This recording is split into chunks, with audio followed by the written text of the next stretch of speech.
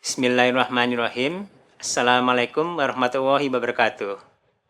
Kembali berjumpa dengan saya, Moh Arif Bijaksana, pada mata kuliah Tata Tulis Ilmiah dan Teknik Presentasi.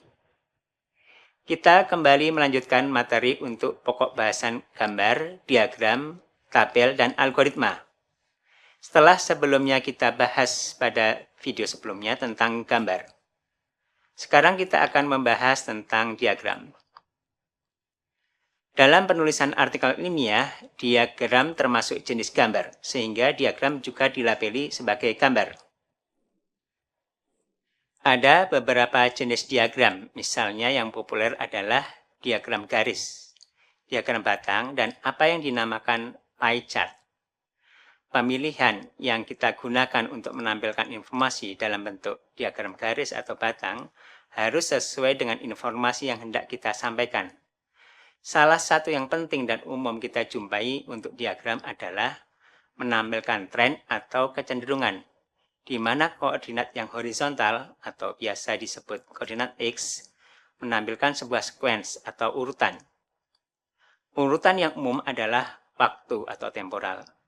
Diagram garis merupakan diagram yang digunakan untuk menampilkan informasi terkait kecenderungan, sehingga kurang tepat bila kecenderungan ditampilkan dengan diagram jenis lain. Demikian juga sebaliknya, diagram garis kurang tepat kalau digunakan untuk menyatakan selain kecenderungan. Untuk penempatan tabel dan caption, apakah di bawah atau di atas gambar, tergantung dari petunjuk atau template yang disediakan oleh penerbitnya. Yang umum, label dan caption diletakkan di bawah gambar.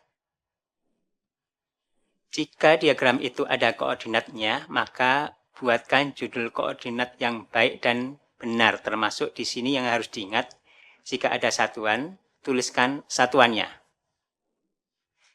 Kita lihat di sini dua versi perbandingan waktu yang digunakan oleh metode A dan metode B pada 7 buah pengujian terhadap kecepatan, yaitu menggunakan diagram dan tabel.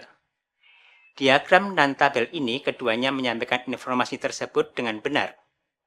Namun, karena tujuannya menyampaikan informasi di sini adalah membandingkan dua metode tersebut, maka bentuk diagram lebih tepat.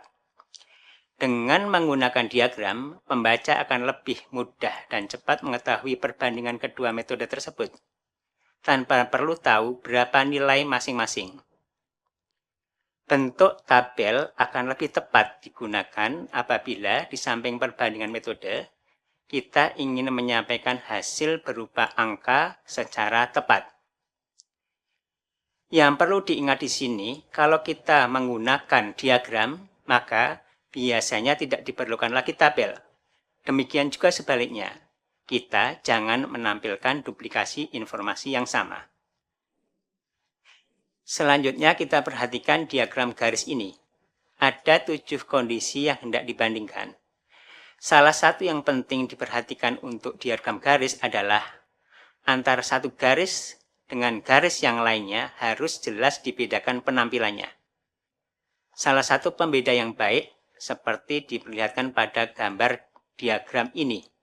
Di sini menggunakan tanda kotak-kotak atau tanda bulat atau tanda bangun yang lain di dalam garis tersebut. Biasanya akan kurang jelas kalau pembedanya adalah garis yang utuh, garis patah-patah. Berikut contoh sebuah diagram garis untuk menyatakan kecenderungan. Perhatikan diagram tersebut. Terutama adanya beberapa garis putus-putus. Dengan adanya garis-garis tersebut, pembaca menjadi kurang fokus dengan adanya informasi tren. Ini adalah diagram yang sama dengan diagram pada slide sebelumnya. Dengan dihilangkannya garis putus-putus, terlihat bahwa informasi kecenderungan lebih mudah dan cepat terbaca. Kemudian, juga untuk diagram perlu diperhatikan, legenda yang ditampilkan perlu dengan jelas. Salah satu praktek yang baik untuk diagram garis, legenda bisa dituliskan dekat dengan garis. Kadang diperlukan perbandingan antara dua kondisi dengan yang berbeda. bahkan dengan skala yang berbeda. Untuk itu diperlukan dua koordinat vertikal. Diagram ini merupakan contoh diagram yang baik untuk diagram dengan dua buah koordinat vertikal yang berbeda.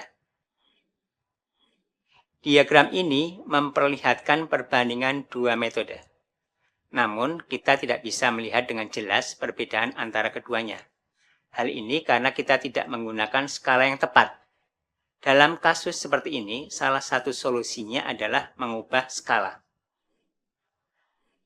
Diagram ini menggambarkan informasi yang informasinya sama dengan diagram sebelumnya. Namun, skalanya sudah diganti, sehingga lebih jelas membedakan kedua metode tersebut. Di sini, koordinat horizontal atau sumbu X diubah menjadi logaritmik. Demikian pembahasan tentang diagram. Selanjutnya, pada video berikutnya kita akan membahas tabel.